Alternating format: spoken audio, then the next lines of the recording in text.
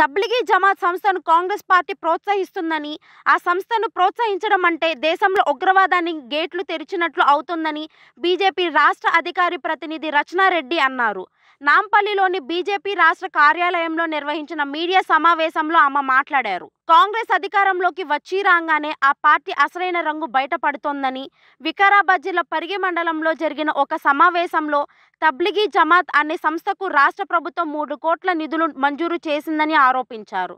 ఈ నెల 13వ తేదీన మైనారిటీ సంక్షేమ శాఖ ఇచ్చిన జీవో 123 మొత్తం దేశానికే ప్రమాదకరమని ఆందోళన వ్యక్తం చేశారు.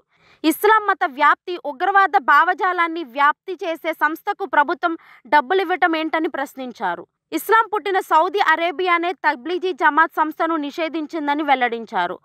ఉగ్రవాదం వ్యాప్తికి కారణమవుతుందనే ఆ దేశం బ్యాన్ చేసిందన్నారు. కాంగ్రెస్ ఇచ్చిన 3 కోట్లను వాపస్ తీసుకోవాలని రచనారెడ్డి డిమాండ్ చేశారు. ఎన్నికల ముందు ఎలాంటి వాగ్వాదాలు చేశారో చూశామని, బీఆర్ఎస్ బీజేపీ ఒకటే అని అబద్ధాల ప్రచారం చేసి ఓట్లు దండుకున్నారని విమర్శించారు. 2020లో కరోనా విపత్తు ప్రబలిన సమయంలో ఢిల్లీలో తబ్లిగీ జమాత్ సంస్థ దేశంలో వైరస్ వ్యాప్తికి కారణమైందని గుర్తు చేశారు.